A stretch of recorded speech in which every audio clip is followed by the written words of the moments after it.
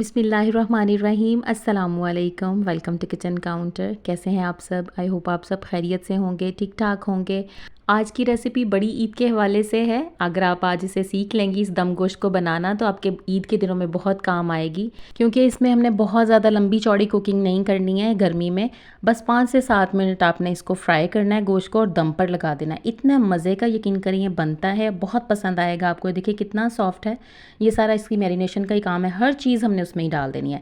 तो जल्दी से चलते हैं रेसिपी की तरफ। यहाँ पर मेरे पास एक लार्ज साइज़ का प्याज है जिसे मैंने बारीक बारीक काटा हुआ है। इस तरह से कटा हुआ प्याज ना फ्राई होने में बहुत कम टाइम लगाता है, इसलिए हमने इस तरह से बारीक बारीक सा काट लेना है। साथ में हम कुछ मसाले तैयार करेंगे जिसमें ग्राइंडर में डालेंगे हम सब चीज़ें। ये है मेरे पास खुश्क धनिया, और हर चीज़ की क्वांटिटी मैंने डिस्क्रिप्शन बॉक्स में बड़ी डिटेल में लिखी हुई है, आपने वो चेक कर लेनी है। बस यहाँ मैं आपको ये बता दूँ कि अगर आपके यहाँ नॉर्मल मसाले खाए जाते हैं तो फिर ये सब मसाले बिल्कुल ठीक हैं, बिल्कुल परफेक्ट हैं। अगर बिल्कुल माइल्ड खाना खाया जाता है, बहुत कम मसाले खाए जाते हैं, फिर आप थोड़ी थोड़ी क्वांटिटी इसकी कम कर लेंगे, ठीक है।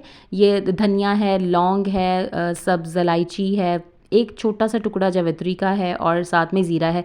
ज़ीरा और धनिया भुना हुआ नहीं है, सादा नॉर्मल वाला है। ये ग्राइंडर में डाल देंगे हम। और एक छोटा सा टुकड़ा हमें दालचीनी का चाहिए था, मेरे पास साबुत दालचीनी नहीं थी, पाउडर था, वो भी मैंने इसके साथ ही डाल दिया। और साथ ही डालेंगे हम अजवाइन, ये भी इसमें साथ ही जाएगी।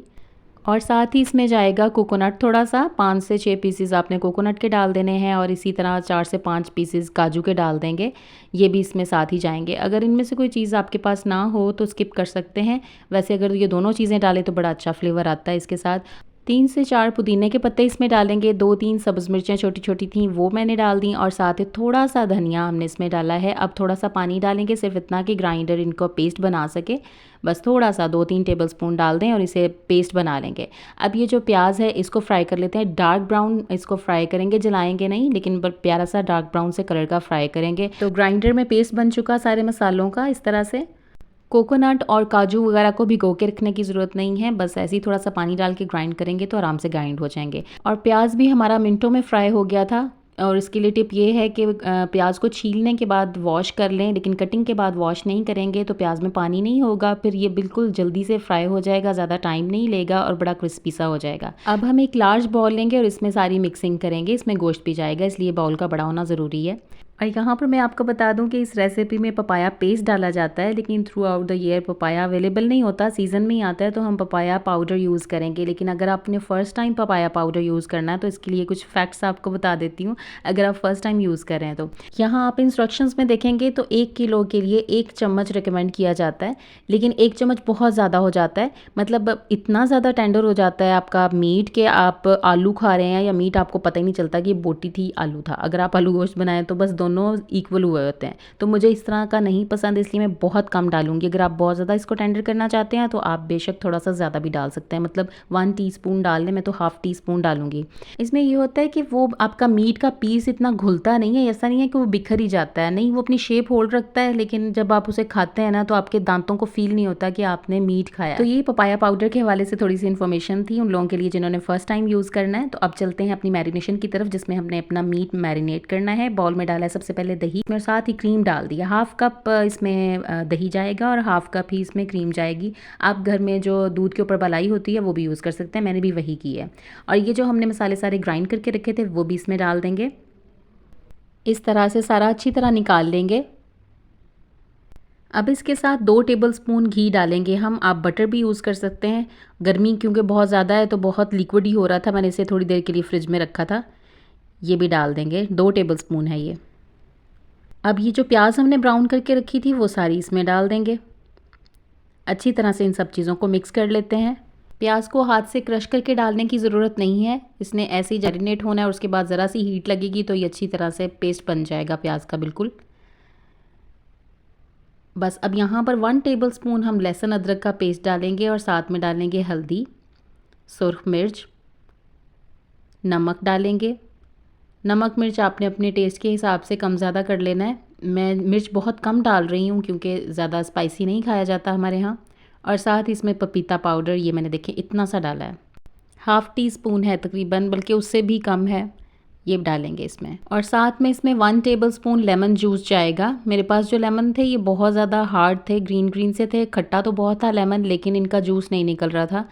बड़ी मुश्किल से फ्यू ड्रॉप्स निकले, मैंने वही ऐड कर दिए हैं, लेकिन आपने 1 टेबलस्पून इसमें लेमन जूस डाल देना है। सब चीज़ों को अच्छी तरह से मिक्स कर लेंगे।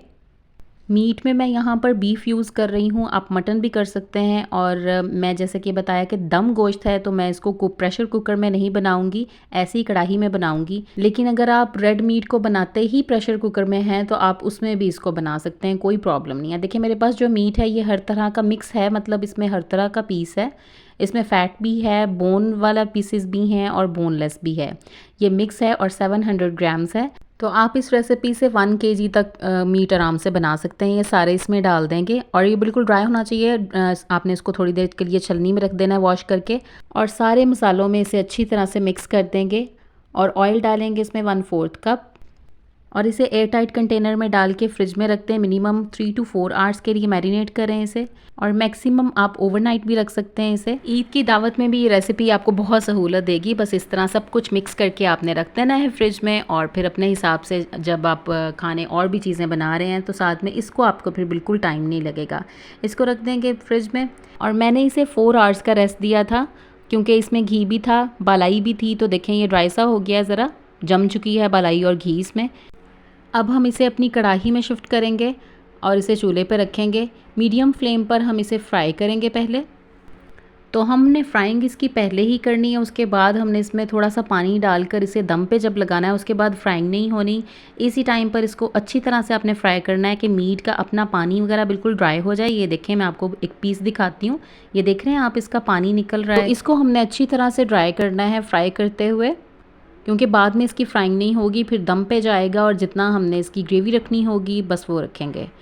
तो जिस तरह से आप नॉर्मली मीट को फ्राई करते हैं और देखते हैं कि ऑयल ऊपर आ गया है, जिससे हमें पता चल जाता है कि हमारा जो मीट है वो अच्छी तरह से फ्राई हो चुका है। उसके बाद नीचे रखेंगे एक तवा, मोटे तले का तवा रखेंगे, और उसके ऊपर अपनी कढ़ाई रखेंगे और इसमें डालेंगे 2 से 2.5 गिलास पानी, और इसे 35 से 40 मिनट के लिए दम पर छोड़ेंगे। और अगर आप प्रेशर कुकर में बनाना चाहें तो इसी तरह से पानी डालकर आपने 20 मिनट के लिए प्रेशर कुकर ऑन कर देना है, या फिर आप मीट को जितना टाइम देते हैं प्रेशर कुकर में उसके हिसाब से आपने इसको टाइम दे देना है। और अगर आप बात करें कि इसमें पपाया पाउडर जो है वो उसकी वजह से गोश्त ज़्यादा गल तो नहीं जाएगा, घुल तो नहीं जाएगा, तो ऐसा नहीं है।